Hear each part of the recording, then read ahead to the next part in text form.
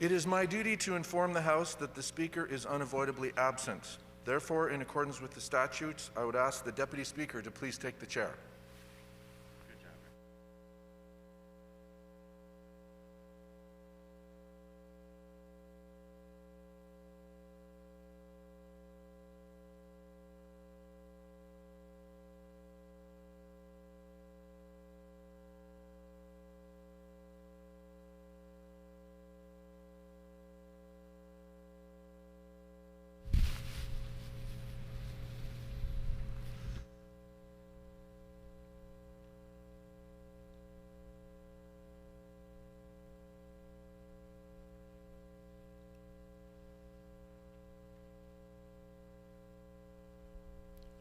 O eternal and almighty God, from whom all power and wisdom come, we are assembled here before thee to frame such laws as they may tend to the welfare and prosperity of our province.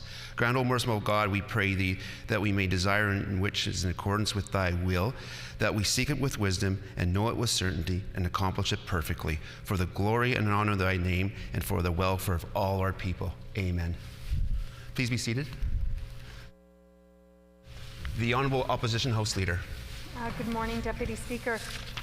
On House business, pursuant to Rule 33(8), I am announcing that the private member's resolution to be considered on the next Thursday of private member's business will be one put forward by the Honourable Member for Kiiwetinoong.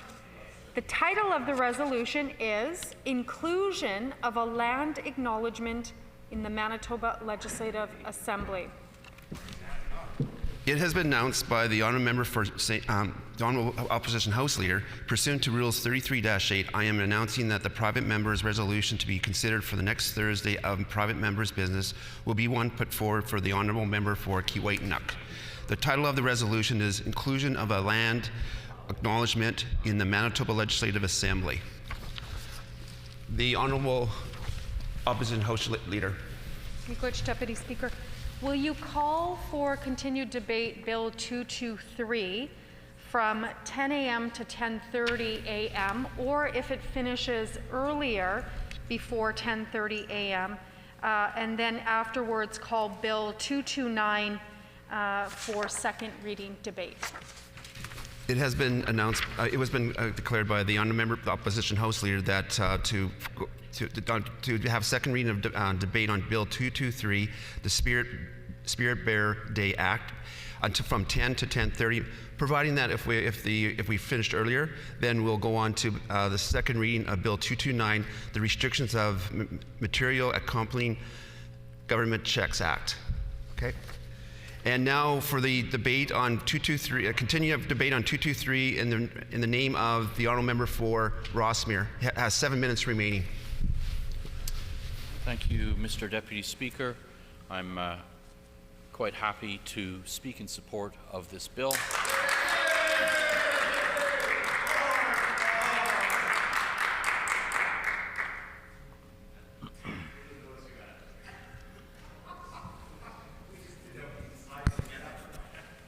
And mirth aside, it is actually a bill that talks about a very serious matter.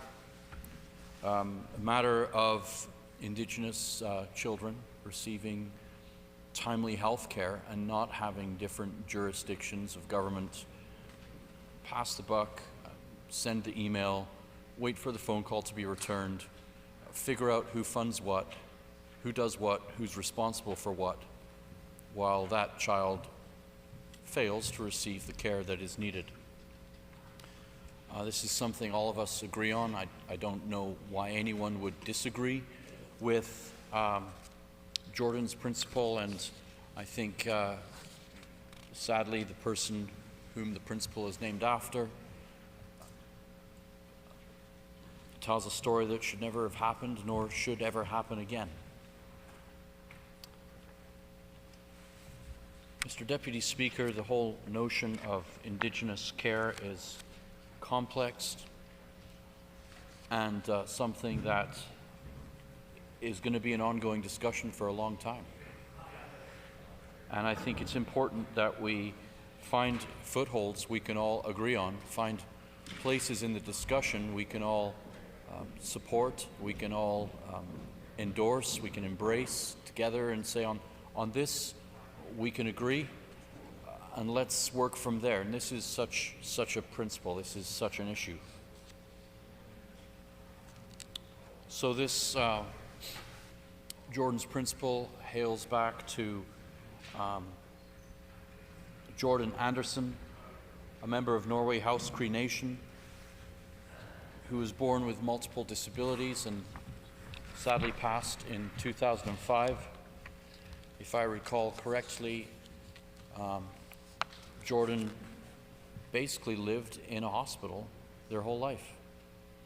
And I stand to be corrected on that if I'm wrong, but certainly this was a child who was very sick. But that's not even the nub of what we're discussing. What we're discussing is that Jordan had the buck passed from one jurisdiction to another. There was confusion, there was poor communication, and the life of that child was not what it might have been. And so I'm happy to support this morning. I'm happy to stand with colleagues across the aisle this morning. I'm happy to affirm our commitment to Jordan's principle. It's been raised in numerous places. Canadian Human Rights Tribunal has spoken on this issue and said that it needs to be addressed for all First Nations children on or off reserve. Mr. Deputy Speaker, I hope that we don't just remember this and say, you know, now 16 years later, yeah, that was really sad. I hope that we can actually implement this principle, not only in cases that might be easy to say, oh, this is similar to Jordan's principle, but in situations where the principle might apply, even though the circumstances are a little bit different. Mr. Deputy Speaker, I just want to put a couple other things on the record. Following this sad situation, there are a number of developments in the first decade of 2000s and into the teens. In 2012, the Joint Committee terms of reference became expanded to include First Nations representation. Province of Manitoba and the Nation of Canada announced a formalized process to implement Jordan's principle. The process is called case conferencing to case resolution. Look, I don't personally need to get caught up in language stuff. The point is this: when there's a sick child, we want to make sure that child gets the care that they need. We want to make sure that child gets the help they need. We don't want to be pointing at some other office or some other jurisdiction. Progress has been made, but this is something that we need to continue to make sure doesn't get forgotten, doesn't get lost, doesn't get formalized in a wrong way. Mr. Deputy Speaker, I don't want to belabor the point more than I have this morning. I think others want to speak, and so I'll happily cede the floor. Look forward to not only supporting this, but passing it and supporting members opposite in this regard. I think it's a good moment in this House, and those moments do happen when we can work together. And I certainly hope there are more of these moments. I know we have our disagreements in here, but I think we all want what is best for Manitobans, and where that's obvious, such as is the case this morning, we can come together, and I hope we can find more areas of common agreement like we've found this morning with this bill. Thank you, Mr. Deputy Speaker.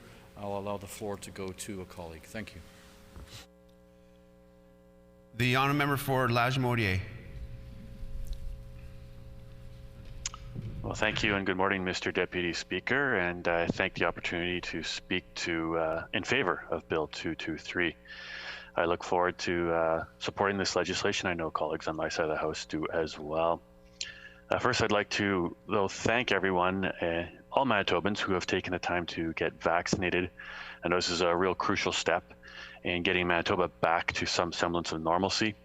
It's been a very challenging year, Mr. Deputy Speaker, and the sooner Manitobans register for the vaccine, the sooner everyone can get back to doing the things we all love to do. I know that a number of colleagues in this chamber have already received their first shot, and although I'm not quite eligible yet, I will be registering to get my vaccine as soon as I am able.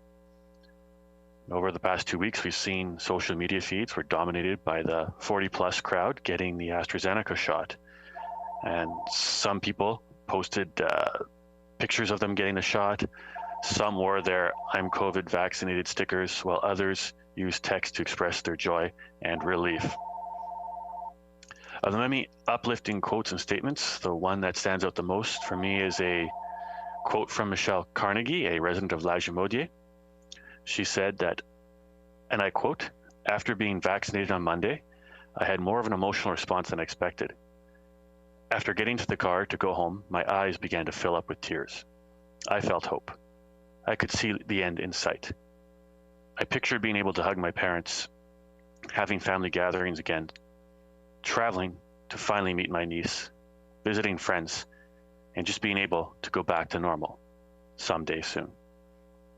It reminded me of what I've been missing and what and who is truly important to me." End quote. So I think this sums up the feelings of many Manitobans, especially when the vaccines were finally offered to the 40-plus age category. For them, and many of us, this is the first time during the entire pandemic that people are starting to see light at the end of the tunnel. And Mr. Deputy Speaker, with respect to Bill 223, again, I thank the member for introducing this bill. Our government is committed to putting the needs of children first so that service is not delayed for children with disabilities. The Manitoba government will work with First Nations leadership and federal government to develop a coordinated approach to implementing the full scope of Jordan's Principle in the province. A teddy bear called Spirit Bear has become a symbol for Jordan's Principle. And many of us in this house are aware, but Jordan's Principle was established by First Nations in response to the death of 5-year-old Jordan River Anderson, a child from Norway House Cree Nation who suffered from Carey-Finneman-Thitter syndrome, a rare muscular disorder that required years of medical treatment in Winnipeg Hospital. Unfortunately, after spending the first 2 years of his life in hospital, doctors did clear him to live in a family home near the hospital in Winnipeg. However, the federal and provincial governments could not resolve who was financially responsible for the necessary home care. And for over 2 years, the government of Canada and Manitoba continued to argue while Jordan remained in the hospital. In 2005, at the tender age of 5 years old, Jordan lost his life in the hospital, and he never had the opportunity to live in a family home. Mr. Deputy Speaker, my apologies. This tragic story led to the increased awareness of the issue. And it was the former member of Agassiz, Stu Breeze, who did sponsor a resolution regarding Jordan's Principle that received unanimous support for all parties in the House. Jordan's Principle is now intended to eliminate the gaps in services and ensure substantive equality for First Nations children. It was created in memory of Jordan Anderson, the young boy from Norway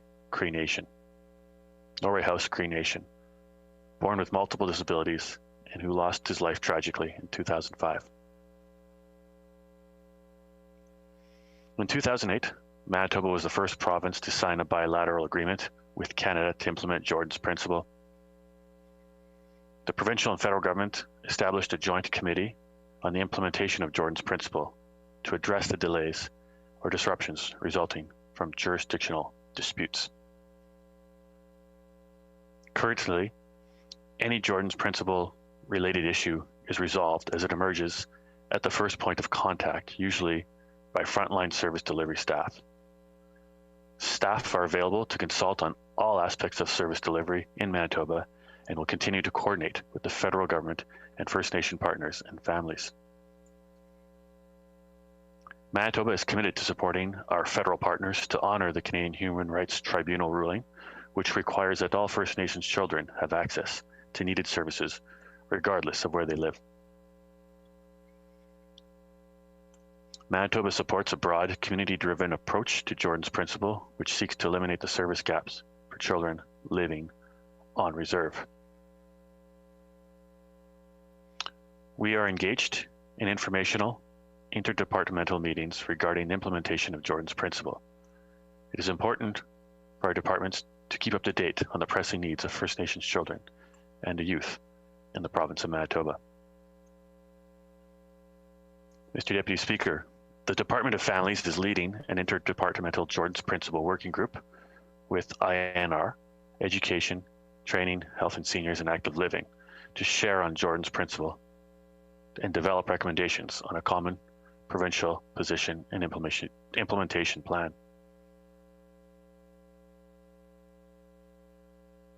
The working group has developed a teams of reference and has determined that the group's purpose and goals are to determine areas of common interest and share information, including legal advice among departments related to the current implementation of Jordan's Principle in Manitoba, scope out concerns and questions about the future implementation of Jordan's Principle, and to determine what a renewed provincial position might be. Make a recommendation to senior management on a renewed provincial position on Jordan's Principle. Prepare provincial documents and common responses to external stakeholders where appropriate. Mr. Deputy Speaker, I know that it's been spoken to by a number of members in this chamber, including just recently the member from Rossmere, the strong support our side of the House has for this proposed bill. So I want to cede the floor to another member who may want to speak to this and add their thoughts to this important proposed legislation. Again, I will leave by saying I support this bill, and I thank you, Mr. Deputy Speaker, for the opportunity to speak to this, to Bill 223. Thank you. The honourable member for Borderland. Thank you, Mr. Speaker, and it's a great pleasure to be able to speak to this important bill and albeit from a virtual position, be able to participate in this bipartisan or multi-partisan moment. Non-partisan moment, I think we have an opportunity here to do something important, and I'm pleased to support this bill and do the right thing. And this is so serious, and I think we have an opportunity here to honor the memory of Jordan Rivers Anderson.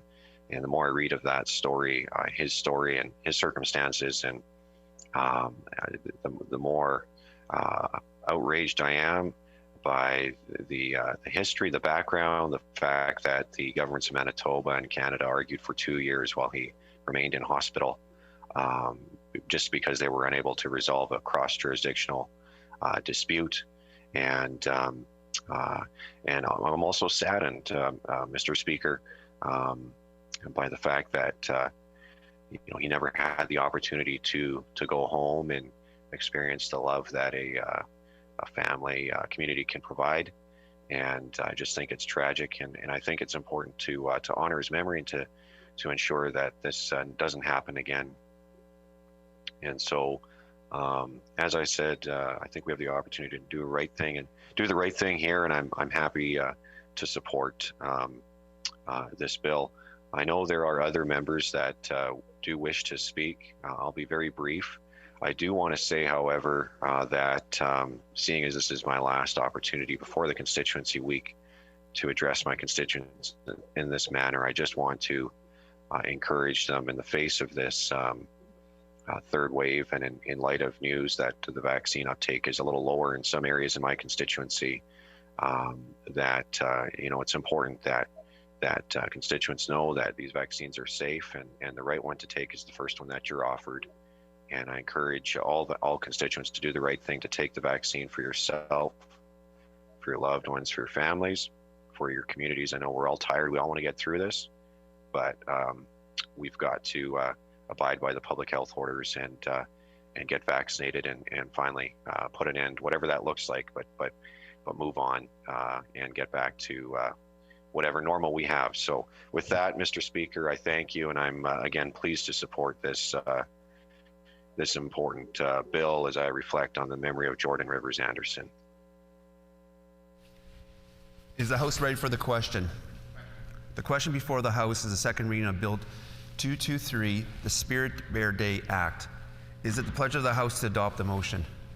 Agreed? Agreed, and so ordered. I declare the motion carried.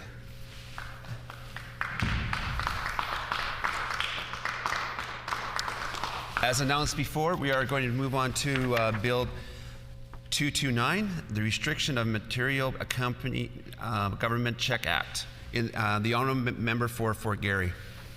Thank you, Mr. Deputy Speaker.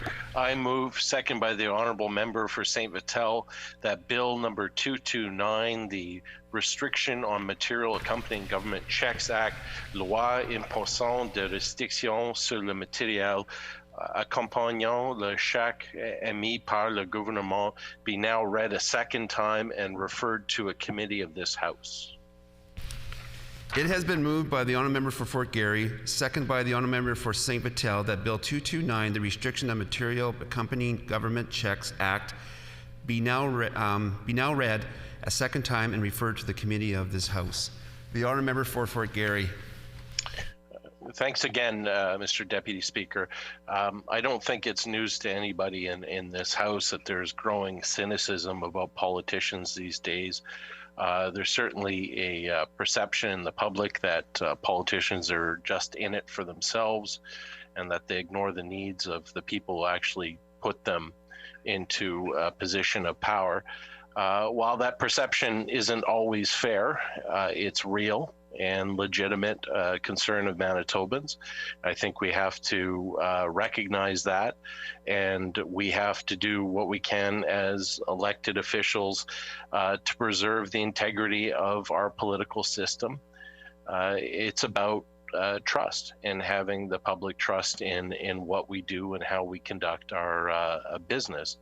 And I think the way that we establish that trust is that we make sure our laws enhance the integrity of our political system so that Manitobans know that government finances are not going to be misused for purely self-promotion or for partisan gains.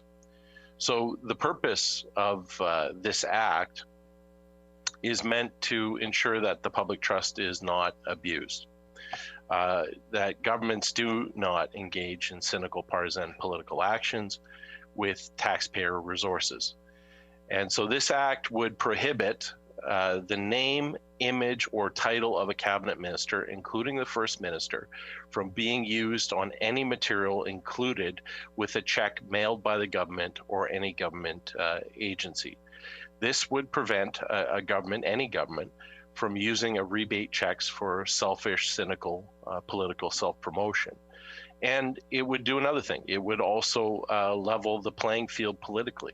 Opposition parties obviously do not have access to taxpayers' money and cannot and do not send out government checks with their names or branding on it. And there is, I think, widespread agreement from all parties in this House that taxpayer money should not be used for partisan political purposes. And we've already gone down the road a little bit with this. We have some strict laws preventing governments from declaring new funding announcements close to an election. I think over time we've learned that that was a loophole. That it amounted to free advertising for the government party, that that was basically a political subsidy and only one that a government party could access, and it disadvantaged other political parties. And the current Pallister government has certainly advocated for these policies, and I don't disagree with them. I think that was right that they did that. But this law that we're talking about today is basically an extension of that work. The same logic applies, the same policy prescription applies. So this would close another loophole that can be abused by a government party that provides basically an advertising subsidy that isn't open to other political parties. So we know this government is not beyond using this loophole and has used this loophole in the past. And we just have to look at last year at the rebate checks that were sent out. And that was about $45 million of borrowed money, which was sent to seniors, whether they needed it or not. And it was basically a tool from the Premier, had a signature on it, and it was all about branding and self-promotion. And ironically, this Premier and his government's popularity dropped after those checks were sent out. So it didn't even have the desired effect that this government had wanted. They were widely criticized for what was obvious to everybody at the time, that this was a partisan political move. And not only did the Premier lose respect from the sort of the commentariat, but also it also affected his hapless cabinet and the entire PC party. And that's fine, they deserve it, and nobody's going to shed a tear for them. But my concern is that there's a spillover effect. Because when they do this, Manitobans have a hard time distinguishing between ethical and moral political parties like the Manitoba NDP and more sort of cronyistic and cynical, self-serving parties like the PCs. And so everybody gets painted with the same sort of sleazy brush. And it certainly ends up infecting the integrity of the entire political system. People mistrust politicians, even though it's really the PCs that they mistrust. And they stop voting. They stop being engaged, and they stop being part of the democratic process. And that hurts all of us. And it makes our democracy less than it ought to be. So this kind of bill would be needed, now more than ever, because we've seen that this government has a history and a track record of not being trusted with making sort of the best decisions for all Manitobans and leaving partisan politics out of important things like taxation. So unfortunately, this is very necessary, because we know this government is currently attempting to use the education property tax rebates for Manitobans as a political self-promotion tool. Rather than getting these checks out to Manitobans as fast as they can, we are now going through this labored process with Bill 71 so that they can basically put the Premier's branding and signature on these checks, and that this is a form of taxpayer-funded subsidy for political advertising for the government. So tax information should be nonpartisan. It's not appropriate for any government to use taxation as an opportunity for self-promotion or the dissemination of political propaganda. And this government's Bill 71, if passed, would require tax notices to include, in quotes, materials supplied by the minister. So Bill 2229 would remedy this. It would give this government an opportunity to prove that this is not, in fact, a political stunt, to force the inclusion of government propaganda with important tax information, and that they're genuine when they say they want to do this for the sincere benefit of Manitobans and not for their own cynical political will.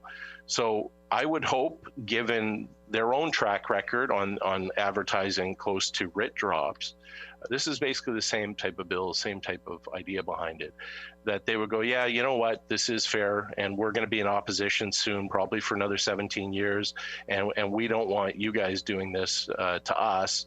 And so let's keep a level playing field, and let's do what's right for Manitoba and set aside partisan, sort of gamesmanship, and just make some good policy. And this bill really is an opportunity for us as Manitobans to do that. And this would sort of prevent the sort of gamesmanship of the past and make it basically fairer for future governments. So, I mean, we all know that tax measures this government have put forward, they could have been done through existing means. They could have been done yesterday or even last week. And even if they insisted that the checks must go out, they certainly could have introduced Bill 71 earlier to guarantee its passage, but they chose to wait. Again, another political gain. And I think when we look at the fact that this is going to cost $1.3 million of borrowed money in a time when tuition is being raised by this government, when hydro rates are being raised by government, when there's being cuts to university, when there's being cuts to public schools and to the healthcare system, that they have kept nurses staffing levels dangerously and recklessly low, and there's vacancy rates throughout the public service, so they can't respond to this unprecedented challenge that Manitoba is facing. That $1.3 million is very much better spent elsewhere. And this bill would prevent the temptation of any future government, including our own, from doing this. And I think its time has come. And I certainly look forward to the Pallister government's support on this bill. So thank you very much. A question period up to 10 minutes will be held, and questions may be addressed from the following sequence. The first question will be asked by a member from another party. Any subsequent questions must follow a rotation between parties. Each independent member may ask one question, and no questions or answers shall exceed 45 seconds. The honourable member for Riding Mountain. Good morning, Mr. Deputy Speaker. Can the member for Fort Garry please tell the House who he consulted with prior to drafting this bill? The honourable member for Fort Garry. Oh, I apologize. Yeah, no, I want to thank him for the question. This is certainly with Bill 71 happening, and it's certainly being widely reported in the media about sort of the cynical nature of these checks. We have ongoing conversations with Manitobans and constituents who express concern that their borrowed tax dollars would be used in such a cynical manner such as this. And I think this is just, common sense. And it's certainly in keeping with the legislative tradition in Manitoba and where we're sort of going with closing these type of taxpayer subsidy political advertising rules. The honourable member for St. Patel. Thank you, Mr. Deputy Speaker. In a year where the government's projecting a deficit to be spending $1.3 million into sending checks that's completely unnecessary, and in a year where there's so much economic difficulty for Manitobans, can you tell us where the government could have better invested this $1.3 million? Yeah, no, The honourable member for Fort Garry. Thank you. I think that's an excellent question because there is no shortage of need in Manitoba. We certainly didn't have to raise tuition in Manitoba for university students. This certainly could have gone some way to mitigating that increase. We certainly didn't need to cut teachers at Pemmican Trail School Division and others, and this certainly would go a long way to have prevented that. And we certainly have seen with the vaccine rollout how disastrous that's been, how we have 100,000 plus vaccines sitting in freezers at any given day in Manitoba, and we're not anywhere getting near to getting our economy back on track. The honourable member's time is up. The honourable member for St. Boniface. Thank you very much, Mr. Deputy Speaker. I'm just wondering, when it comes to, clearly this is objectionable, do you see this as being really any different than advertising for a budget, which is a similar sort of thing, spending money on advertising to promote a measure that is really just a legal measure that citizens don't necessarily have input into? The honourable member for Fort Garry. Well, that's certainly, I can't, to be honest, say that I've given that much thought, and I certainly would sit down with the member to have a longer conversation about it. I think there's a difference between government advertising that increases public engagement, and that may include advertising a budget so people know what's in it, not necessarily that it's coming. I agree that there's something very cynical about that. Then something like this, where there's no public purpose to putting the premier's name or signature on the check, and that it's just purely advertising and it's a subsidy to the governing political party. And like I said in my previous remarks, I think we've all agreed as in this House that the that's honourable member's wrong. time is up. The honourable member for McPhillips. Thank you very much, Mr. Speaker. I thank my colleague for bringing this bill forward this morning for discussion. I'm just wondering if the member can explain why he is bringing this bill forward to debate this legislation, as opposed to putting his energy towards supporting Bill 71 and getting the much needed tax relief directly to Manitobans, as opposed to his gamemanship this morning. The honourable member for Fort Garry. Yeah, this isn't about getting tax relief to Manitobans, because we know that's not true. It's about getting tax relief to huge corporate landlords and to the wealthiest of Manitobans. Actually, most Manitobans are going to see no benefit from this. And in fact, anybody who rents in Manitoba is going to be hurt by Bill 71. This is about skewing the tax system for people who have the most and having it paid for by people who have the least. So it is entirely objectionable for this government to try to ram this through during a pandemic when they're not even properly funding vaccine clinics, they're not properly funding a healthcare system, and they're dismantling an education system. So we need to be talking about all of these issues. And the last thing we The honourable member's time is up. Honourable member for St. Vital. Thank you, Mr. Deputy Speaker. It's clear that the tax policy put forward by this government has been regressive. We've seen them take actions to favor the wealthiest Manitobans at the expense of the poorest Manitobans, and it's shameful. It's having a real long-lasting impact. I want to ask you about this regressive policy and what are some of the real impacts that it's had on the lives of everyday Manitobans. The honourable member for Fort Garry. Yeah, thank you very much. We're seeing that this pandemic has not affected all Manitobans equally. And if you were doing just fine before the pandemic, you probably have been getting through it all right. And in fact, some of our wealthiest Manitobans have profited from the pandemic and have done even better than they were doing beforehand. That's not true for the vast majority of vulnerable Manitobans, including renters and small business people. And this Bill 71 is another slap in the face to them when they need help, and they're not getting it from this government. And not only are they not getting help from the government is using this opportunity to further make our tax system. The honourable member's time is up. The honourable member for Selkirk.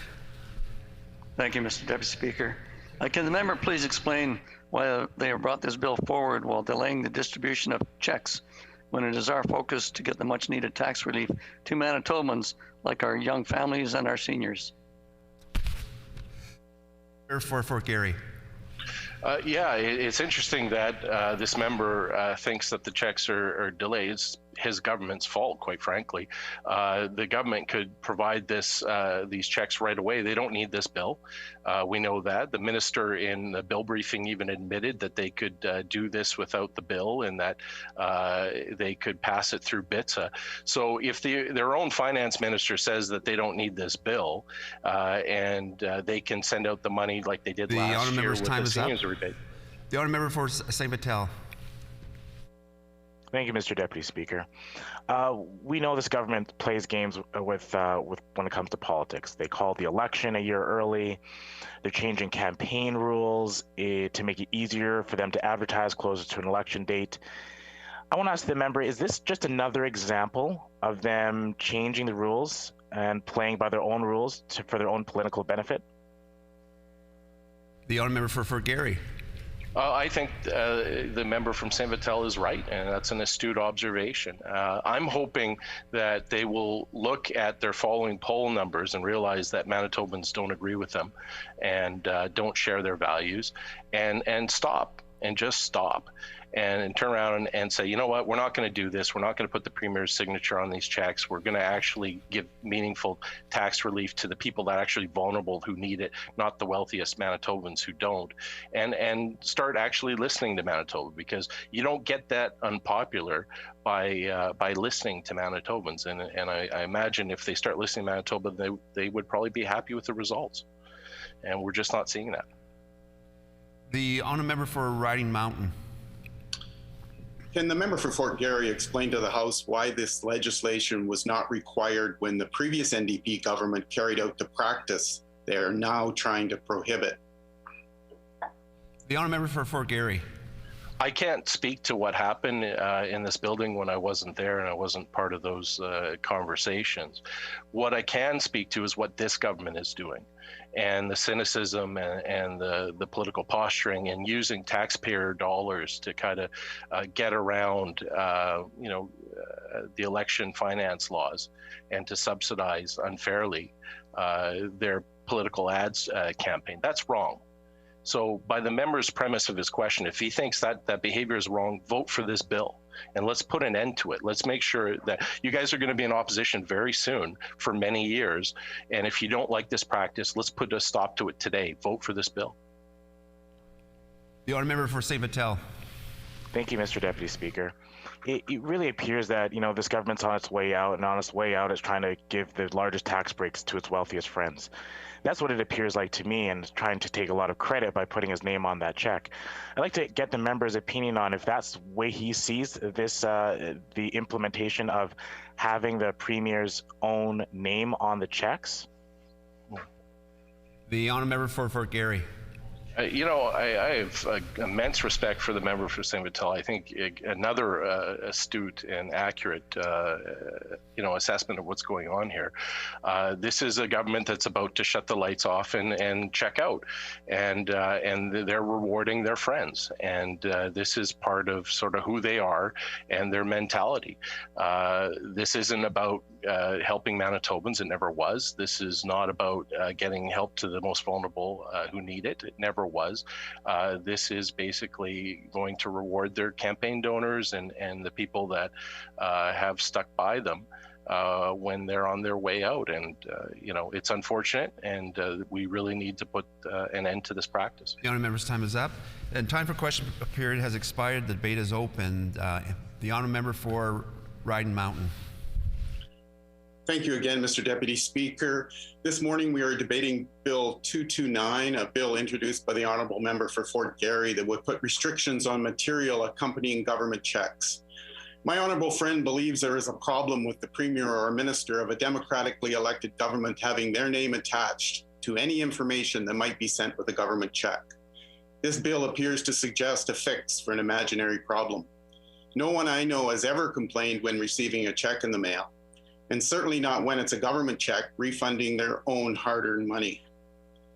There's no doubt the member for Fort Garry has sponsored Bill 229 because he knows at some point the NDP are going to hear from irate taxpayers if they continue to block second reading of the Education Tax Reduction Act. The Education Tax Reduction Act will begin the process of removing education tax from property across Manitoba. The owners of residential and farm properties will receive a rebate of 25% of the education tax they pay this year. Next year, a further 25% will be rebated. Commercial property owners will receive a 10% rebate this year and next. Mr. Deputy Speaker, our progressive conservative government ran on a platform of removing education tax from property over the next 10 years. We believe that the fairest way to fund education is through general revenues, not on the backs of property owners. Manitobans obviously agreed as our government was re-elected in 2019 with 36 seats, forming the largest back-to-back majority governments in Manitoba history. Electors across this province rewarded the hard work done by my colleagues in our first term on fixing the finances, repairing the services, and rebuilding the economy. In my constituency of Riding Mountain, the news that education will be funded entirely by general revenues moving forward has been most welcome. As a predominantly agricultural area, producers have been paying higher and higher education tax as their land values increase. This tax must be paid each and every year, despite the fact that their farm income is affected by many variables such as weather, world commodity prices, and interest rates. Business owners are the same. Hotels, for example, have been hit hard with low occupancy rates due to the pandemic, but their education property tax is a fixed expense. Paying for education by every Manitoban is the fairest way to go. That's the way it is done in every other province. High income earners pay more taxes. High spenders pay more PST. What could be fairer? Since debate began on the Education Tax Reduction Act, it's been laughable to see the arguments the NDP have come up with for not removing education tax from property. They are resorting to class warfare, saying that the owners of highly assessed properties will receive more money than those with lower assessed properties. Newsflash, Mr. Deputy Speaker, that's the way it works. If your property is assessed higher than my property, you have always paid more education tax. The reverse obviously is then true as well. You will receive a larger rebate. It's hard to listen to opposition speaker after speaker saying the rich will get richer and the poor will get poorer, especially when many of them will receive healthy rebate checks. The NDP argument that renters who have never paid education tax should get a rebate is hard for most thinking people to comprehend. It's the landlord that pays the education tax. The landlord will get a rebate, and renters will see any rent increases frozen until the end of 2023. A reduced tax burden on landlords, which should allow them a slightly better return on their investment, could also spur them into building more rental properties, which would give renters more choice in the marketplace. The member for Fort Garry was apparently convinced in 2016 that a new way of funding education was necessary. But since being indoctrinated into the NDP caucus in 2019, he now seems to have had a change of heart. In 2016, when he was chair of the Winnipeg School Division, he told the Winnipeg Free Press... Order.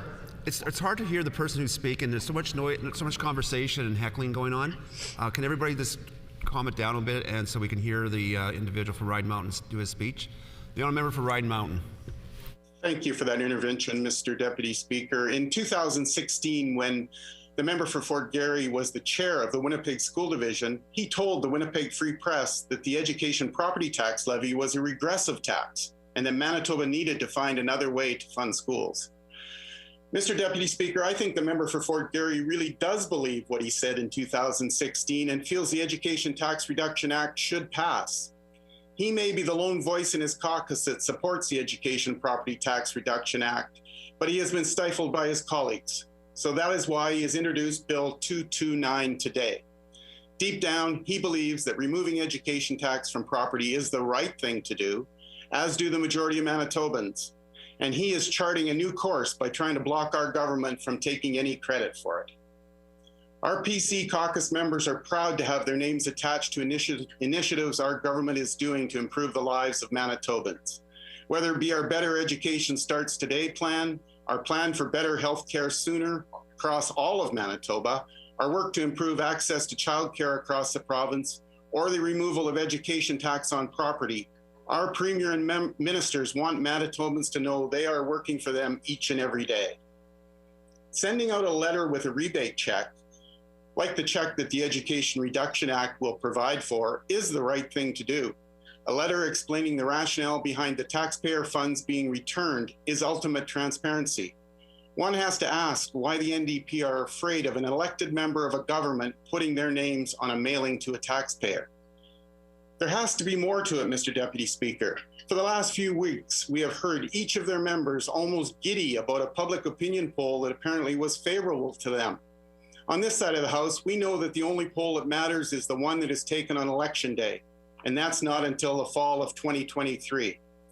I suspect, Mr. Deputy Speaker, that members of the NDP caucus are already having informal chats about who will become a minister in the government they believe they are going to form sometime in the future. There may even be talks of who will lead them into the next election. The grins on their faces these last couple of weeks as they continue to block legislation that would return hard-earned taxpayers' money back to them in the form of a rebate are shameful. Manitobans overwhelmingly endorsed the platforms put forward by our party in the last 2 provincial elections. They know they can trust our government to do what we say we are going to do. That's why the NDP is afraid of taxpayers knowing who, what, and why they are receiving a rebate check. Bill 229 is a bill that is intended to shroud any government payment to a taxpayer in secrecy. We are an open government and accountable for our policies and decisions, and will continue to be as we move forward in our mandate. Thank you, Mr. Deputy Speaker. The honourable member for Sabatel. Thank you, Mr. Deputy Speaker. I'm really pleased to be speaking in favor of this bill and this resolution, and it's important. It's important to know that you know, as politicians, we're in this role to help the people of Manitoba. We should take that responsibility very seriously. And in that seriousness of that responsibility, it is to be doing right by Manitobans, all Manitobans. And part of that is to look and analyze the impacts of the types of legislation that we're going to be bringing forward. And obviously, this Bill 229 is in response to some of the government's obvious and clear actions, and specifically around Bill 71. And it's important to note that when you propose a bill like Bill 71, the impacts that it has are significant and they're real. And for members, like the member for Riding Mountain, to simply say that, oh, of course, renters aren't going to get a benefit because they don't pay school property tax, completely ignores the fact that you're giving government money away to the wealthiest Manitobans and not to the poorest Manitobans. That's not fair. It's simply not fair to Manitobans who need the money the most. And to look at a policy in such an isolated way is such an error of judgment, and such a poor way to think critically about a policy. In fact, it's not thinking critically about a policy. It's simply looking at one line item in terms of a rebate and another line item in terms of what percentage can be sent out, and putting the two together without any consideration of the impact that it has on other Manitobans. And beyond renters, beyond people who rent and beyond people who own homes, there are a whole host of people who fit into another category. And again, those people will receive no benefit from this. It's important that we recognize these issues because they are significant. And without actually considering these issues, is inappropriate for a government to be acting on policies such as this. Now, I will say, just to wrap it up, that this bill, this resolution, Resolution 229, is important for the fairness aspect. And we got into this role to help Manitobans out in their job, in their lives. Not just to promote ourselves or our political parties and get our names on checks, to advertise in a sly or clever way to Manitobans as we send them back rebates of their own money. But it should be to truly help them. Bill 229 goes to the fairness of actually helping Manitobans. And I believe that the government should reconsider their actions on Bill 71, as it clearly demonstrates that they have no consideration on the fairness of their actions with respect to the people of Manitoba. I'll leave my comments there, Mr. Deputy Speaker, and hopefully we can move this bill forward. The honourable member for McPhillips. Well, thank you very much, Mr. Deputy Speaker. It's always a pleasure to rise, even virtually, in the House and participate in the democratic process that we are doing this morning here with the private members bill on the restriction of material accompanying government checks act, Mr. Deputy Speaker. As I indicated, Mr. Deputy Speaker, it is obviously virtual, Mr. Deputy Speaker, with the continuance of the pandemic, Mr. Deputy Speaker. And so I obviously look forward to that opportunity where we can sit and have a debate in person, Mr. Deputy Speaker, and have those conversations that we can often have in the loge and off to this side, which often are much more helpful than these hyper-partisan debates that we have through virtually, Mr. Deputy Speaker. So I do appreciate this opportunity, Mr. Deputy Speaker. But, you know, we are debating, Mr. Deputy Speaker, the idea that the government cannot provide information related to checks that they are sending to Manitobans.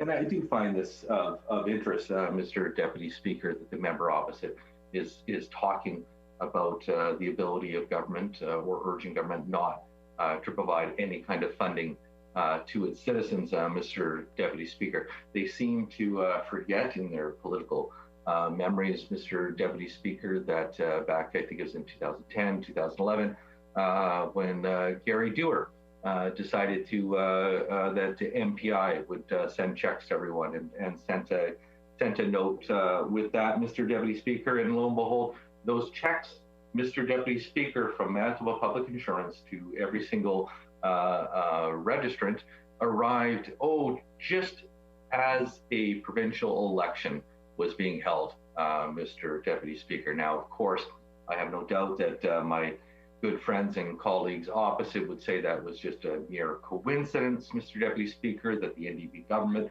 was sending rebate checks at the exact moment that Manitobans were going to the polls. But I don't believe so, Mr. Deputy Speaker. So it is interesting, Mr. Deputy Speaker, that this member is calling for actions this morning that he and his party have historically never supported. Mr. Deputy Speaker, he talks about how, and he was very passionate, Mr. Deputy Speaker, about how, and I'm quoting, taxpayer money should not be used for partisan purposes. Mr. Deputy Speaker. And frankly, Mr. Speaker, that's not much more than a joke coming from members opposite. You only need to leave the city, Mr. Deputy Speaker, maybe just go north of the city and into the northern part of the McPhillips riding, Mr. Speaker, and you will still see the occasional steady growth sign laying in some brush covered by weeds and dirt, Mr. Deputy Speaker. And imagine this, Mr. Deputy Speaker. The former NDP government spent millions of dollars, Mr. Deputy Speaker, millions of dollars on these core plastic signs that they put throughout Manitoba, again, for the sole purposes of advertising. In fact, I do believe the leader of the opposition's predecessor, Greg McIntosh, in his book, actually joked about these steady growth signs in his own community and how he would roll his eyes years after seeing these signs sort of sitting in the corner, gathering dust and weeds as he sort of glanced sideways when passing it, so he wouldn't be reminded of that partisan activity that his government undertook. And of course, the costs that accompanied that activity, Mr. Deputy Speaker. Mr. Deputy Speaker, I think it's incumbent upon all governments to take a look at the opportunity at the tax system, Mr. Deputy Speaker. And it is always an opportunity, Mr. Deputy Speaker, the member opposite who is bringing forward this legislation. This morning, Mr. Deputy Speaker has said on the public record that the current system of property taxation is, and again, I quote, Mr. Deputy Speaker, a regressive tax. These are not... Order. Now that it's 11 o'clock, I'm stopping debate on the private members bill on bill number 229, and now we're going on to private members resolution. And before the matters before us, the honourable member of McPhillips will have 5 minutes remaining. The honourable opposition House Leader. Miigwech, Deputy Speaker.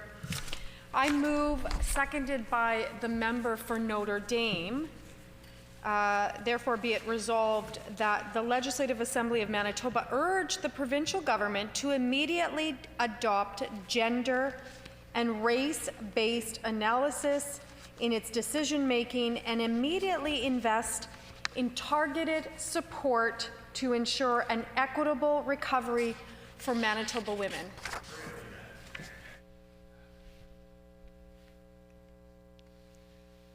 It has been moved by the honourable member for St. John's, second by the honourable member for Notre Dame. Therefore, be the resolved that the Legislative Assembly of Manitoba dispense. Okay. The honourable member for St. John's. Well, Miigwech Deputy Speaker, I'm pleased to get up this morning and talk about the resolution that we've brought forward this morning in respect of supports for Manitoba women, and in particular for Black, Indigenous, and POC women who we know have been disproportionately impacted by COVID. This is a good resolution. It's a good resolution to be discussing in the Manitoba Legislature because we know, particularly in the midst of a pandemic, it's an important resolution to be discussing because we know that the impacts on women and BIPOC women have been astronomical.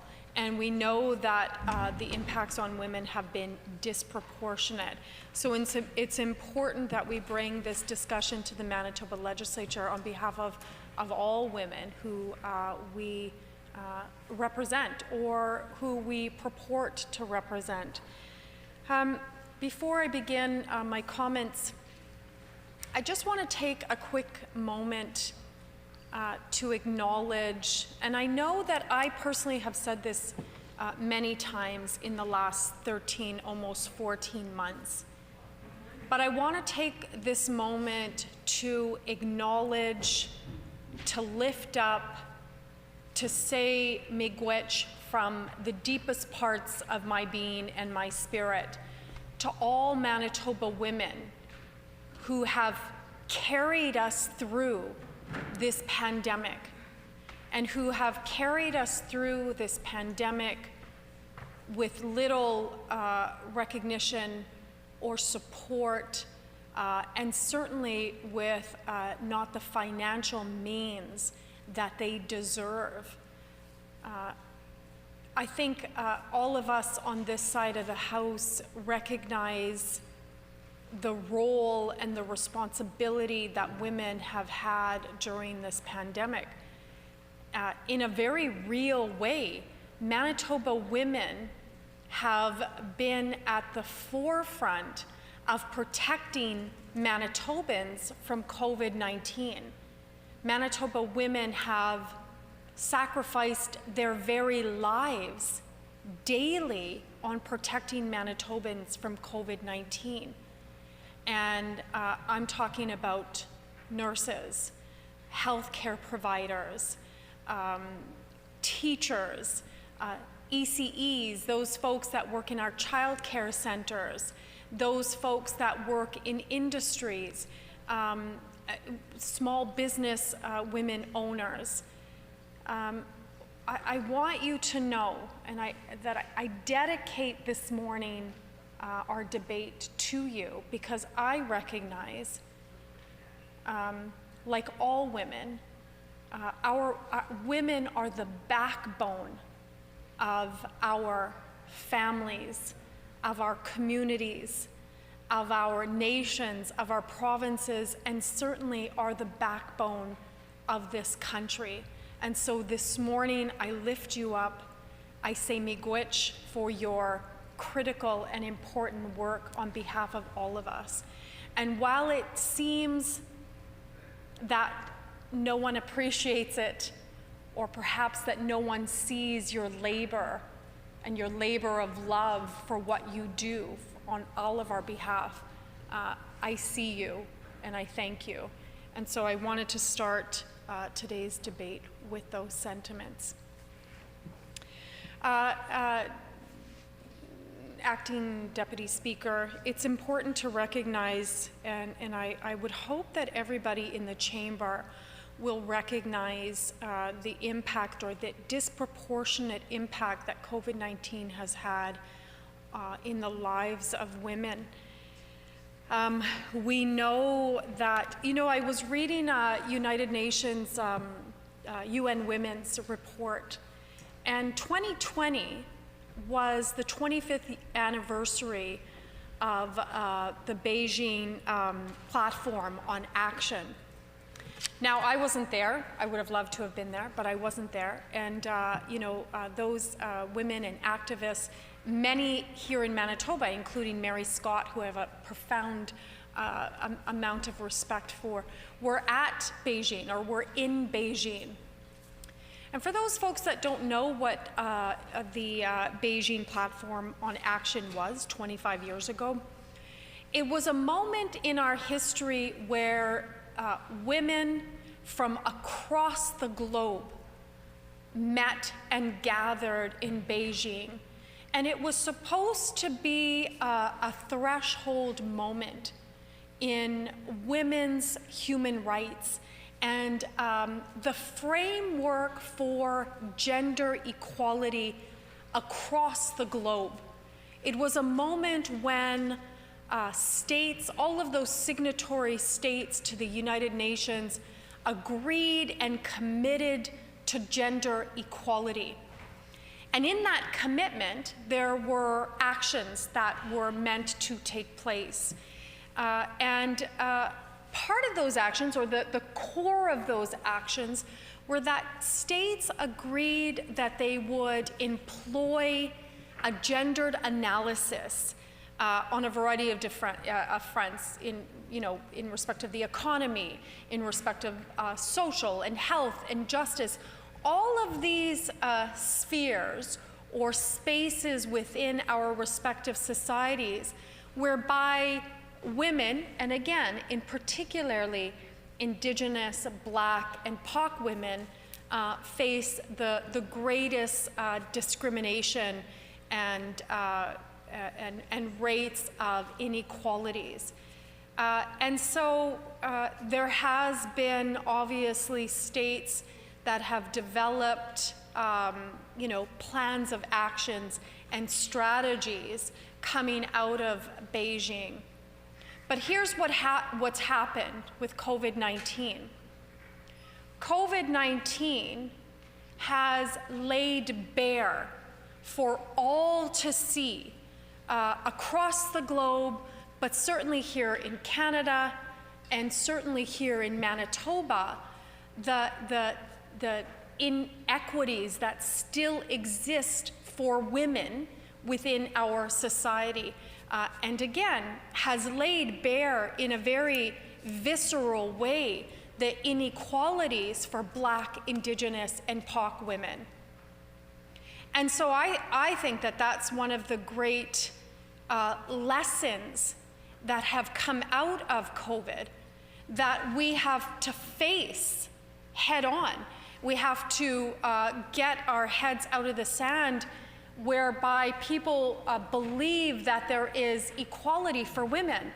And yes, we're further ahead than we were 25 years ago, but we're not any further ahead whereby in the midst of a public health global crisis / emergency, the weight of that does not fall upon women. We're not anywhere close to where in an emergency women are not impacted, not only financially, socially, but with their very lives. We have a lot of work to do in this country. We have a lot of work to do in this province. The member for Union Station and I had a meeting, a Zoom meeting, a couple of weeks ago with some young Manitobans. And both the member for Union Station and I spoke about them afterwards. We're so impressed with these young women. They organized themselves when they learned and had researched about the pay inequity between women and men, and again, particularly Black, Indigenous, POC, and trans women. And they organized themselves, these are 14-year-old girls, to develop a petition. And the petition states that they want us to move to a space, to a place in this province where men and women are paid equally, as we should be in 2021. It's unacceptable that there's still this pay gap in Manitoba. And so the member for Union Station and I are working with these young women to bring forward a petition to the House, and I just wanted to use this opportunity to lift up those young leaders, the next generation of leaders here in Manitoba. But again, what COVID has done has highlighted the need for real, substantial, comprehensive, courageous change to make things equal for women and men in this province. Miigwech, Deputy Speaker. A question period of up to 10 minutes will be held, and questions may be addressed in the following sequence. The first question may be asked by a member from another party. Any subsequent questions must follow a rotation between parties. Each independent member may ask one question, and no question or answer shall exceed 45 seconds. The member for Swan River. Thank you, Acting Mr. Deputy Speaker, and I thank the member for bringing this legislation forward. Although the challenges posed by COVID-19 are new, calls to support women in the workplace is not. Can the member opposite inform the House what steps the former NDP government did to address support for women's economic recovery while they were in power? The member for St. John's. I'm sorry, but the member has to be kidding me, asking me a question like that, particularly since he's still sitting in this House when we know that there has been complaints brought against him from his own former female staffer who was forced to leave her job. I'm not going to answer that question.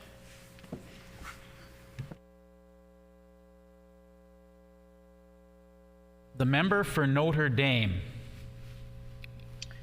Thank you, Mr. Assistant Deputy Speaker, and thank you very much to the member for St. John's for putting forth this private member's resolution on the need for COVID economic recovery for women. And I would just also want to thank the member for St. John's for her continued leadership in championing women's rights in Manitoba. Can you please explain how this government has failed women during the COVID-19 pandemic? The member for St. John's. I want to say miigwech to the member for Notre Dame. Here's one really good example of how the Premier and every single one of his cabinet members have failed women during the pandemic. We still have nurses and healthcare providers that are on the front lines of COVID-19. And again, protecting all of us with their very lives, with their very bodies, with their very labor. And they still work without a contract. You would think during COVID-19 the government would say, you know what, we've got to get those contracts signed and honor the labor of these folks, but no.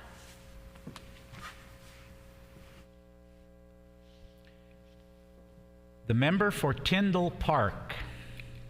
Thank you, Mr. Deputy Speaker, and I'd like to thank the member for St. John's for bringing forward this resolution. We are in full support of the resolution and really agree with the content of it. And again, just want to thank her for bringing it forward. I'm genuinely curious if the member could share with us where she gathered some of her information, specifically which groups here in Manitoba. I know she talked about a group of individuals earlier. Which group was this? And if so, which or what published statistics, who published them? The honourable member for St. John's. Well, I say miigwech to the member for Tyndall Park. There is innumerable research and articles out there right now in respect of the impacts on women. In fact, I've actually sat on several international Zoom panels talking about the impacts on women. And of course, we only have a little bit of time. I would have liked more opportunity to share that, but there's so much out there. But I also want to just take a quick second to say miigwech to the member. The member has, every single day posts the COVID numbers and the information that Manitobans need, and so I do want to honor her for that. The member for Portage La Prairie. Thank you, Mr. Deputy Speaker, and I'd like to thank the member for introducing this resolution so we can debate some of the needs moving forward. Certainly, we all recognize in this House that it's been a challenging time during COVID, particularly for women, but for every Manitoban. I wonder if the member would like to comment on the supports for business entrepreneurs that our government has put forward now that the latest statistics suggest that 45% of new business ventures are based with women. Would she like to throw her support behind our government's effort to help the small business community? The member for St. John's. I mean, let me just be clear here. I mean, I'm sure most people know I'm pretty blunt here. The Pallister government has actually failed small businesses throughout this pandemic. And a really good example is the bridge grant funding, where in their infinite wisdom decided to leave out photographers that didn't have a storefront. It should be noted that a good majority of those photographers were women. And so I don't know if the Pallister government really truly has a leg to stand on when we talk about supports for small businesses that are owned by women. The member for Wolseley.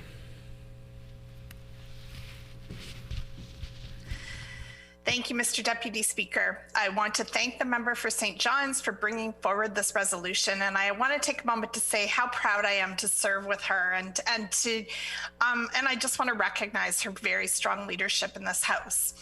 Could the member tell us what should this government have done to mitigate the disproportionate number of COVID-19 cases among Indigenous, Black, and people of color, specifically women? The member for St. John's. I want to say miigwech to my sister colleague for that question. First off, we know that the government had the statistics in which communities were being disproportionately impacted. We know that the government had those data for many months and chose to do nothing with those data. We know that folks that are in BIPOC communities are more disproportionately impacted in many ways because of the jobs that they occupy. And so here we are 13, 14 months later, and we still don't have a paid sick leave from the provincial government to augment what the feds have put on the table. That is certainly something that they can do today to Member's mitigate. time has expired. The member for Swan River. Yeah, Mr. Acting Deputy Speaker, the member opposite from St. John continues to chirp from across the floor with her temper tantrums, with her bullying, harassment, and controlling tactics on an issue she has no knowledge of, and proposes to be good at dishing it out, but cannot take it. She continues to undermine her opposition leader to take over his position, and hopefully the Winnipeg City Police and Chief of Police will not have to be brought in to resolve this situation. But our government supports women pursuing careers in STEM fields and non-traditional skills trades. Can the member explain why the former NDP government, what they did to increase female representation in these fields? The member for St. John's. What was that? I don't even know what that was. Let me just say this to the member for Swan River. There's an allegation of sexual harassment against you, and yet you still sit in this chamber. The women and non-binary gender folks have to sit in this chamber with you. It is a disgrace, and you have not a leg to stand on. The member for Notre Dame. Thank you, Mr. Assistant Deputy Speaker. I would like to ask the member for St. John's, first of all, if she's okay. And secondly, what would a budget that prioritizes women's economic recovery look like? The honourable member for St. John's. Miigwech to my sister colleague. I'm super good, I'm super fine, so I do appreciate her reaching out.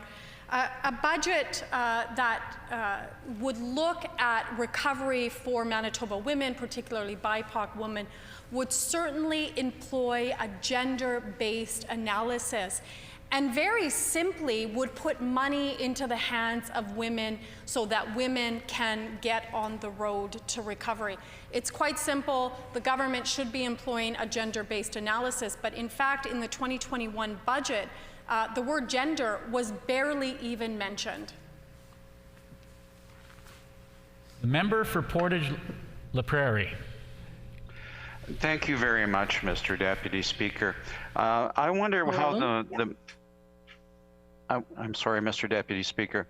I wonder how the member can justify her position when they were in government, they had a scandal in terms of in the workplace here in this very building, in terms of workplace mistreatment. How she feels she has solid footing when she brings forward this resolution.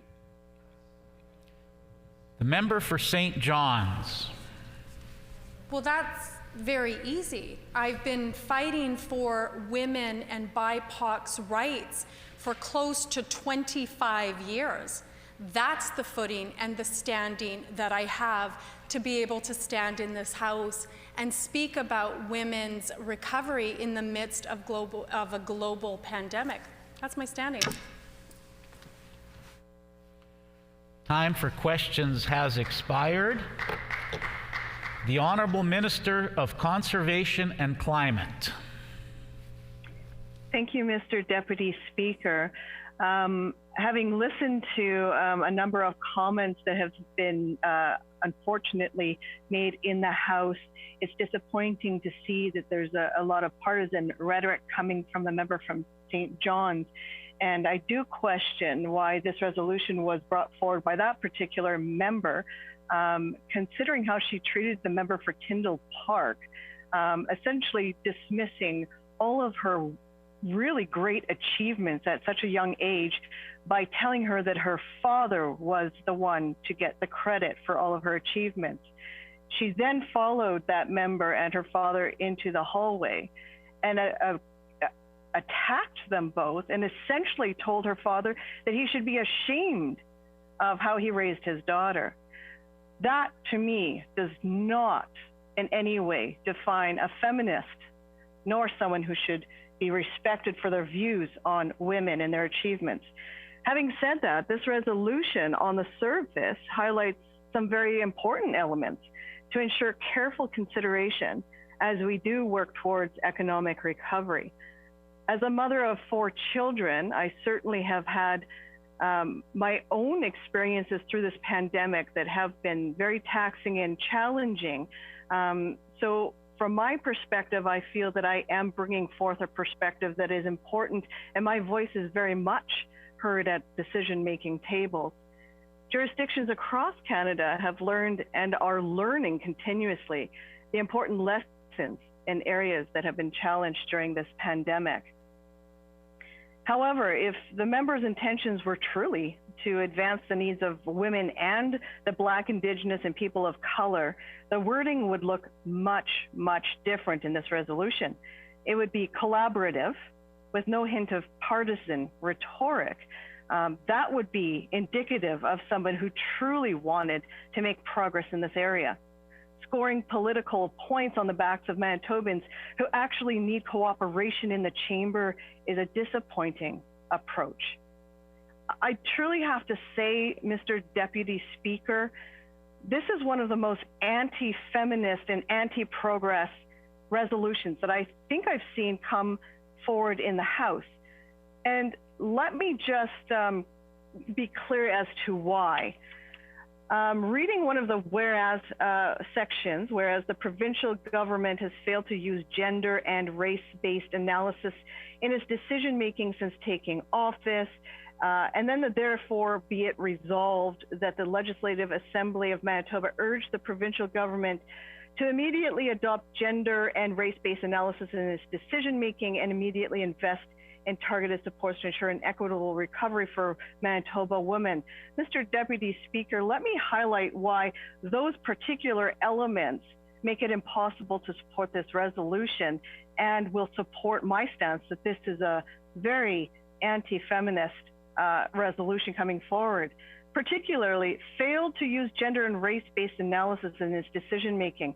Mr. Deputy Speaker, our government appointed Manitoba's first Black woman minister to lead a department that arguably is the most important when it comes to Manitoba's recovery strategy.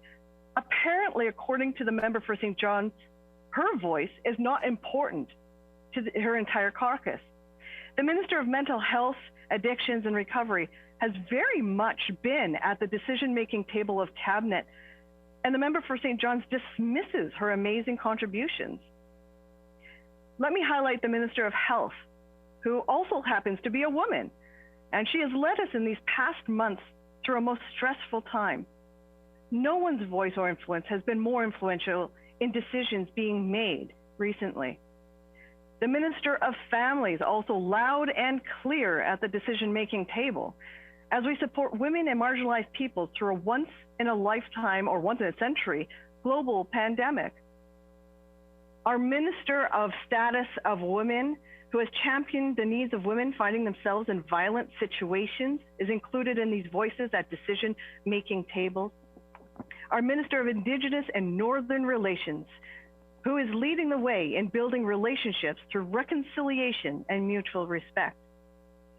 And Mr. Deputy Speaker, our member for Seine River St. Norbert, who is a legislative assistant in the Department of Families, has been an absolute advocate for women and BIPOC communities as we navigate this most difficult year. I have had the honor of working alongside these brilliant, competent, wise, and effective colleagues, and I can assure the House a gender and race lens has been present in all discussions. And these are only the public-facing women that I have listed here. 12 of 20 deputy ministers are women, and they play an amazingly influential role in our policy making and decisions. If the member for St. John's was truly focused on promoting women's recovery, she would not stoop so low as to ignore the very real and positive contributions of the women currently in government, including the hardworking staff in our departments. The member seems to have a disdain for women in positions of leadership who also understand fiscal responsibility. I would argue that the member may even feel intimidated by these skills because she knows if her party had had them at the time she worked in government, they may have held on to a few more seats. Our government respects each voice as we plan for not only short-term, but long-term economic recovery. Our focus is clear. The member for St. John's focus is on scoring political points. Identity politics is the NDP forte, but that accomplished nothing in their 17 years in government. It did not help increase daycare spaces. It did not address training for women in the workforce, and it certainly did not elevate the voice of women and BIPOC in government or anywhere else in the province. Our government has invested nearly $4 million more in childcare, with nearly 500 new spaces, and froze the fees for 3 years. We've invested over $3 billion in education in the K-12 system. Investing in this education is investing in women's recovery. $4 million more in bursaries and post-secondary bursaries. That, Mr. Deputy Speaker, reveals that education, investing in women, investing in all Manitobans is priority for our government. We have increased funding to support women seeking careers in heavy construction industry, a typically male-led industry. Mr. Deputy Speaker, the member for St. John's intentions are very clear with this resolution. She values partisanship over people. It truly is a missed opportunity to show the ability to collaborate. Our government will continue to put Manitobans first by achieving results so that they all can succeed. Thank you, Mr. Deputy Speaker. The member for Notre Dame. Thank you, Mr. Assistant Deputy Speaker. It's a well-known fact that women have been greatly affected by this COVID recession, and women in Manitoba have particularly suffered great losses.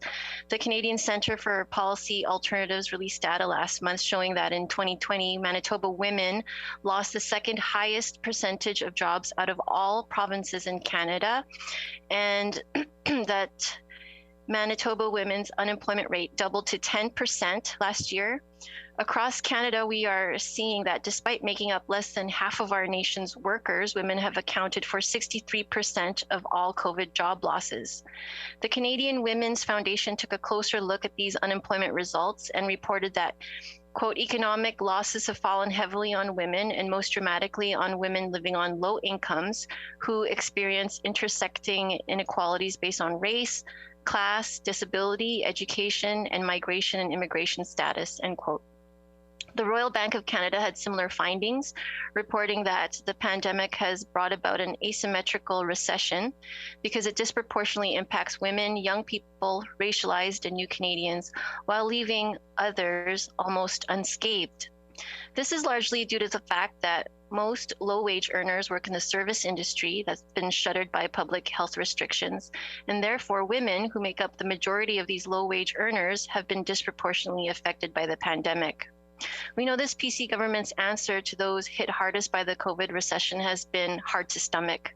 No paid sick leave, rental rebate clawbacks, rising rents due to 100% approval of above guideline rental increases, 6 years of frozen childcare operating grants, cuts to long-term care, cuts to community assisted living, and cuts to services and language services for newcomer settlement agencies, cuts and repeal of the adult literacy. So these cuts, freezes, clawbacks, tax breaks for the wealthy, these are the responses of this PC government.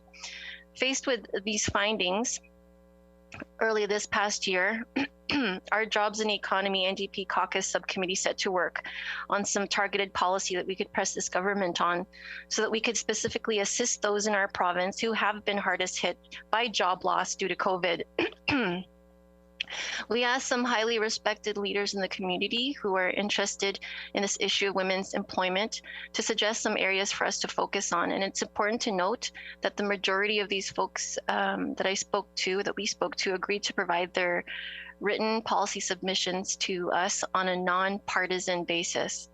So I spoke to Muriel Smith, former NDP MLA, who's very active in feminist organizations, to Anna Rothney, an economist and executive director at the Manitoba Federation of Labor, to Louise Simbandumwe, the executive director of SEED Winnipeg, Molly McCracken, the director of CCPA, Carol Paul, the executive director of the Manitoba Construction Sector, Andrea Canada, the project coordinator of the Office to Advance Women's Apprentices Manitoba, Jennifer Cooper, a Red Seal electrician and trades outreach director of Manitoba Women in Construction, Michael Barkman, the Canadian Community Economic Development Network, he's a major researcher there.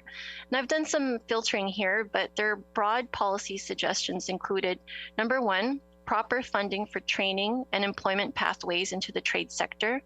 Number two, growing social enterprises and focusing on government procurement strategies. And number three, job creation in the care sector, especially in long-term care, home care, community-assisted living care, and childcare. Our work as a caucus on this important initiative continues. We will be continuing research on barriers to newcomer accreditation, adult literacy and adult learning programming, and more nonpartisan research interviews are coming up with Manitoba Building Trades and the Apprenticeship Advancement Office in Newfoundland. And I've mentioned it before, but we've got a lot to learn from jurisdictions like Newfoundland, who take an active role in supporting women and underrepresented groups, helping them succeed in certified building trades jobs. Newfoundland has 14% of women certified in building trades, and compare that to Manitoba's rate of only 3.4% of women in skilled trades. And Newfoundland's secret is not a secret. It's more tuition-free programs, pre-employment training, micro-credentialing, support for full trade certification, and government wage subsidies. That's very important for employers to hire people from underrepresented groups to help them land jobs after completing their training. By 2029, women will need at least 8,100 construction workers, and this demand will be much easier to fill if more women, newcomers, youth, and Indigenous people enter the trades industry. So a COVID recovery for women needs to focus on funding for training and employment pathways into the trade sector. The second suggestion by Manitoba community leaders included help growing the social enterprise sector. A social enterprise is an organization that applies commercial strategies to maximize social goals. For instance, in Manitoba, we have Aki Energy, Diversity Food Services, or Build would be successful examples here. Realigning government contracts for service procurement towards social enterprises is something that can be done quickly without spending any additional money. And this would provide jobs and training opportunities for those hardest hit by the COVID recession. And last, a focus on growing the care economy in Manitoba. So childcare, long-term care, home care, community assisted living. Growing this care economy is perhaps the biggest piece of a post-COVID recovery for women. If COVID-19 has taught us nothing else, it is that we need a new approach to caring for each other in this country. Multiple deficiencies exposed by the pandemic need to be addressed, and this crisis has had terrible consequences for so many, especially for those in long-term care. Good care is crucial to our health and well-being as individuals and as a society. It is the critical social infrastructure that delivers overall economic stability and growth, and it is a shared responsibility, not just a personal one or one that just falls on unpaid women's work. This requires a shift from thinking of care as an expenditure to understanding as an economic driver through investing in people and good jobs. And with this shift, we can create a healthy society that can maximize its potential and excel in new ways. Mr. Assistant Deputy Speaker, there is a growing consensus among many in the Canadian community and academic leaders and community leaders on the importance of the care economy. There are many signatories from distinguished Canadians across the country on a joint statement on the need to grow a care economy. You can find that joint statement on thecareeconomy.ca. Part of that statement reads, care, both paid and unpaid, is a fundamental component of our basic infrastructure. Paid care in health and education alone is a key engine of the economy, generating at least 12% of GDP and 21% of jobs. A well-functioning care economy is key to the functioning of all the other parts of the economy, and a care economy includes those who need and those who provide care, both paid and unpaid, and recognizes that our care needs and care provision vary throughout life. Care is skilled work that requires ongoing skills development, appropriate compensation, and adequate supports. The conditions of work are the conditions of care. A care economy requires public investment in public services to ensure equitable access to quality care. Public spending on social infrastructure is as critically important as building and maintaining our physical infrastructure. And the shared statement goes on, and again, you can look it up on thecareeconomy.ca. Women comprise the majority of workers in the care economy. All over the world, women comprise the majority of workers in the health sector. Women represent 70% of workers in the health and social sectors. That's statistics from World Health Organization. Additionally, most care workers in the social sector are also women. They care for preschool children in nurseries and for the elderly people in retirement homes and folks with disabilities in community. Our work in growing the care economy and working towards increased professionalization and increased training opportunities for the care sector work will lead to increased pay for women and underrepresented groups. And this type of work that we can do as a government can address the folks that have been the hardest hit by the COVID recession. Thank you, Mr. Assistant Deputy Speaker. The Honourable Minister of Sports, Culture and Heritage. Well, thank you, Mr. Deputy Speaker. This resolution brought forward by the member from St. John's provides me the opportunity to share with members in the chamber the actions that our government has taken to assist all women and all Manitobans during this global pandemic. But before I get started in responding to the resolution, I'd like to take a few moments to put a few comments on record in regard to the actions taken by the NDP during their 17 dark years in government. Actions like raising the PST that took money right out of the pockets of each and every woman in our province. The member from St. John's refers to gender-based analysis, and I'd like to ask her if they used a gender-based lens in determining the impact the PST hike would have on vulnerable women, women with disabilities, or women who are senior citizens. The NDP leader of the day promised Manitobans in the 2011 election campaign that he wouldn't raise the PST.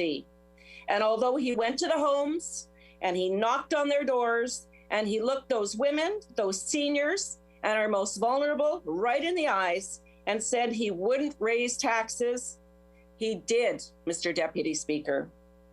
The NDP leader said, and I quote, "Those are ridiculous ideas that we're going to raise the sales tax. That's nonsense.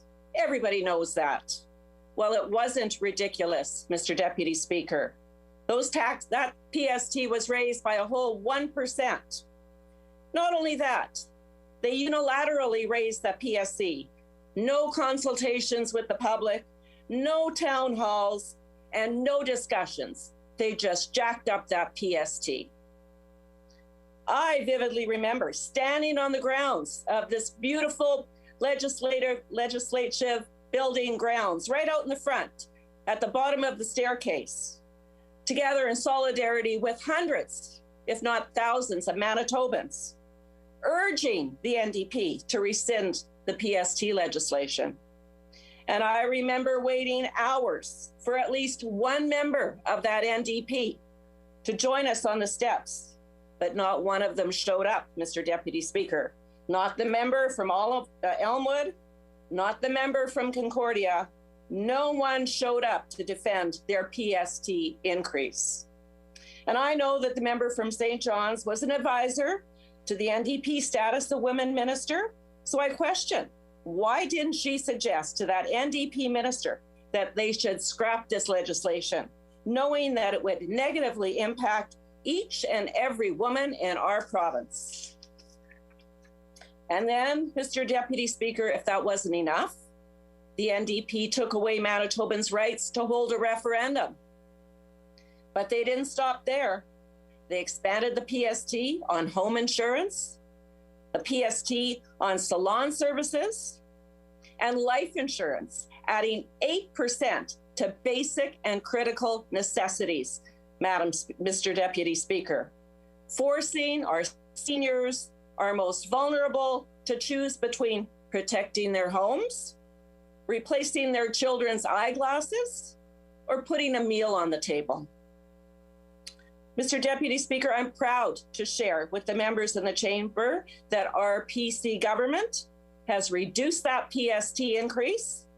We've removed the PST on home, medical, and critical life insurance, and we'll be removing the PST on salon services this year. Mr. Deputy Speaker, we're keeping our promise, and we're making life more affordable for all Manitobans. Mr. Deputy Speaker, I am pleased to share that our government has developed some of the most generous programs across the country, the entire country, to help our businesses bridge through this challenging time and get Manitobans back to work. Mr. Deputy Speaker, we have invested $490 million in support programs to help businesses through the COVID-19 pandemic. And Mr. Deputy Speaker, I am pleased to share that Manitoba ranked first among all provinces across the entire country in terms of supporting businesses and getting Manitobans back to work. Based on March statistics, labor market statistics, as of March 12, 21, Manitoba had the second lowest unemployment rate across the country. And recent labor force statistics confirm that females in Manitoba are outpacing male counterparts in returning to the workforce. Our programs are working, Mr. Deputy Speaker. I'm also proud to share with the House that last month, Manitoba had the second lowest unemployment rate across the country, outpacing almost every other province, thanks to our $490 million investment in COVID-19 support programs. And of course, I'm proud to share that we recently learned that 16,200 Manitobans returned back to the workforce. And of that, 12,300 of those positions were filled by women, Mr. Deputy Speaker. Females in Manitoba are outpacing male counterparts in returning to the workforce. Since 2021, 16,200 women, again, have found jobs. That is almost 3 times the number of men. Manitoba's unemployment rates for females is better than the national average, thanks to our relief programs, Mr. Deputy Speaker. And we recognize that women have been significantly impacted by the pandemic, especially in the areas of employment. The public health restrictions impacted on our local economy, especially in the hospitality, restaurant, and retail sectors where women are traditionally employed, have been impacted. And that's why we have taken real steps to address those individuals who are working in those critical sectors, retail sectors. I am proud of the supports our government has provided, and we will continue to provide supports for women's economic recovery through this pandemic. This recession has not been a traditional recession, and our government's approach has not been traditional either, Mr. Deputy Speaker. We have taken a thoughtful and pragmatic approach at providing assistance to Manitobans and Manitoba women. We all know that the former NDP government's track record when it comes to supporting women, and we have been working to correct those wrongs, Mr. Deputy Speaker. Our government has put forward many items in Budget 2021 that advances supports for women in communities across our entire province, Mr. Deputy Speaker.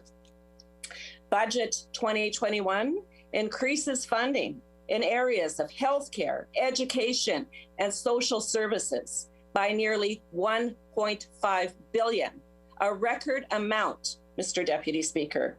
And that includes $156 million more for healthcare, $91 million more for K-12 education and post-secondary education, and $34 million more for social services.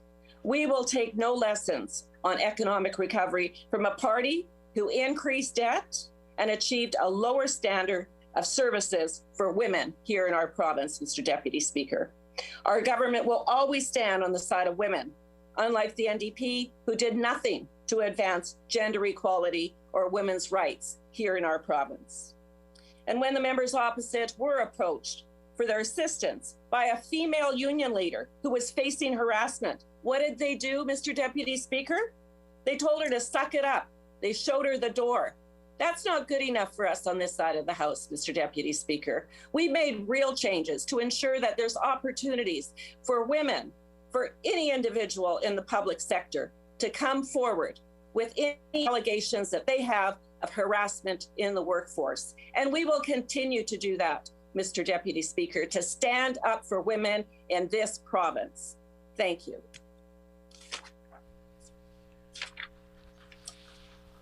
The member for Tyndall Park. Thank you, Mr. Deputy Speaker, for the opportunity to rise virtually today and just talk for a few minutes about ways in which this provincial government could support women's economic recovery. And, you know, I want to acknowledge something, sort of name the elephant in the room, as it came up with one of the other members as well. I do feel like I'm in a tough position debating this, in particular with the member from St. John's, as there has been some hurtful actions in the past. And I appreciate the other member standing up for me, as I do feel I was badly bullied. But, you know, a couple of years have passed. COVID has provided some distance, and I feel that I've been able to process it, and I'm stronger because of it today. By no means does this mean what happened was okay, as it wasn't, but I want to be clear that I have moved on, and I want to be able to have a working relationship with my colleagues in all parties. And I'm not going to let this factor into the work that I do here. So I am grateful for the member from St. John's for bringing this debate forward. Now, to the resolution, Mr. Speaker, the resolution itself talks about how women all over the world have been disproportionately affected by the pandemic, and we know that this is accurate for a few reasons. For example, statistically, there are more women than men working in our front line. We have more women working in healthcare, more women working in education, and more women working in childcare, and more women working in retail and hospitality. I think it is important to acknowledge that there are exceptions to every workplace, and I believe this provincial government could be doing much more to help everyone's economic recovery throughout the pandemic. Mr. Speaker, the resolution further talks about how BIPOC women are those most severely impacted by the pandemic. And in addition to the reasons above, BIPOC women and women of all, to some degree, are often paid less than men. Women are more likely to be temporarily or permanently laid off, and women still face the additional responsibilities of gender roles, which have been truly highlighted through this pandemic. These gender roles include cooking at home more due to not being able to go out. They include homeschooling children more because of the schools having to adapt. They include women having to leave their workplace for childcare more than men have. These are just a few examples, Mr. Speaker, but all is evident that throughout the pandemic, all Manitobans really need to step up and do what we can, and we need this government to step up and help with economic recovery for women and BIPOC women. So we are in full support of this resolution, and we hope that the provincial government will commit to adopting a gender and race-based analysis in decision-making.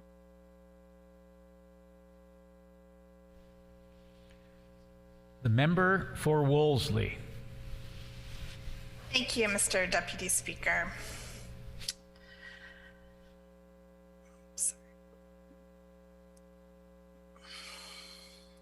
Clearly, the members on the other side of the House have no understanding of gender lens on the idea of social and economic recovery. Today, they've also confused the action word of feminism with simply being a woman. And being a feminist does not mean you should not critique the work of women if it is not done in the service of marginalized communities. In fact, it's critically important to critique the actions that serve to hold up the anti-woman ideology, often led by white men. We white women in leadership who consider ourselves feminist have a special responsibility to listen to Black, Indigenous, and women of color leaders and community members and ensure that that listening informs our decision-making. No feminist in their right mind would use the term identity politics, which is a sexist and racist way to dismiss criticism about racism and sexism. It's a term we heard this morning, and sadly, it's a term that white people use when they feel threatened and scared that something is being taken away from them. This private member's resolution is not about taking anything away from men or from white people of any gender. This resolution is about trying to find some balance between the haves and the have-nots in this province. The member from St. John's is trying desperately to put the needs of half of our population in the spotlight and to ask for the supports and resources to help all Manitobans recover economically from the pandemic. This is such an important resolution, yet all it's led to is personal attacks and some pretty wild accusations from the other side of the House. And that's why I know it's threatening, and people think of it that to share and to have equity means loss somehow for them. But let's recap. The pandemic simply has not affected everyone equally. Women, especially racialized women, have been disproportionately affected due to the frontline sectors they're overrepresented in, such as healthcare, education, childcare, retail, and hospitality being very hard hit by COVID-19. Women are also overrepresented in the service and hospitality sectors, both of which have been adversely affected by public health restrictions. Black, Indigenous, and people of color, especially women, are among the most severely impacted by the pandemic because of their overrepresentation in these high-risk jobs, such as food processing plants and long-term care. These are actually the facts, but the facts aren't what are being debated here this morning. It seems like what is up for debate is if the other members on the side of the House are willing to recognize facts and commit to do something about it. Budget 2021 does not provide any targeted supports for women to help with their economic recovery, and instead cuts funding to services such as childcare and post-secondary education that would help women recover from the pandemic. The premier of this province has repeatedly talked about getting people back to work. I mean, he made comments in the press that literally shamed people for not going to work when we were, on a lockdown. But he's failed to take any meaningful action to help people to do so, especially women. Budget 2021 doesn't even mention the word gender or race. Even once, in no place does it demonstrate this government's lack of an economic, the fact of it not being mentioned demonstrates this government's lack of an economic recovery plan for women and Black, Indigenous, and people of color, especially women. There is no real surprise given that the provincial government has made life worse for women during their time in office by raising childcare fees and refusing to implement paid sick leave, among many other things. I believe that the provincial government needs to immediately adopt gender and race-based analysis in its decision-making by investing in targeted supports to ensure an equitable recovery for Manitoba women. And I'm going to say it again. Just having women at the table doesn't ensure a gender and race-based analysis. I mean, I'm just going to go off, I had some notes, but I just want to talk about this a little bit. Raised as a white woman in a society that caters to me as a white woman, it takes a special effort to have a full gender and race-based analysis. You can't just, our ideas are framed and formed through a white lens, through the gender lens. So I grew up in a world that was created by men, by men's decision-making, by men's laws, by men in leadership. Especially at the time I grew up, there wasn't even teams for girls to play sports on, because that was a men's world, right? And so let alone men in any kind of leadership positions. When you're raised with that as your framework, you can't naturally know how to look at the world through a gender-based lens without unlearning some of those patterns and behaviors and systems that you learned and grew up with. And the exact same thing applies to race-based issues. It applies to issues of gender and sexual orientation. I know how hard many folks have sometimes struggled to, think about new ways of talking about gender. That's a challenge for me in my mid-50s because I've been using two gender terms and words for most of my life, right? So I have to unlearn that and learn to do it a different way. And we all need to work on these things and see things differently. Just like the first time a woman served in the Manitoba Legislature, I'm sure it was tricky for people to stop saying Mr. and Sir and gentleman all the time because that's all they'd ever known. So to get back to some of the points I want to make about the budget 2021 fails to mention the word gender even once. This clearly shows there is no plan for an equitable economic recovery. There's no mention of the word race. Nothing about the impact and the amplified struggles faced by Black, Indigenous, and people of color during COVID and in our society. Or the other alternative is, you don't have that lens, and so it was missed, and you have the opportunity to learn and change your thinking on that right now. The other thing is you don't care. And I still have enough optimism and hope and belief in some of the members on the other side of the House to think that you do care, but that more effort needs to be applied here. What this budget is missing is key investments to improve economic outcomes for women, such as investments in affordable, universal public childcare so that women can return to work and education. And I think at this point, I'm just going to wrap up my notes in case anyone else wants the opportunity to speak. The Honourable Member for Swan River.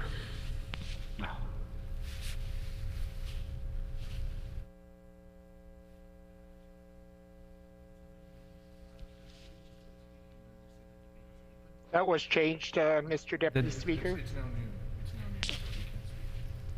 When this matter is again before the House, the debate will remain open. The hour being 12 p.m., this House is recessed and stands recessed until 1:30 p.m.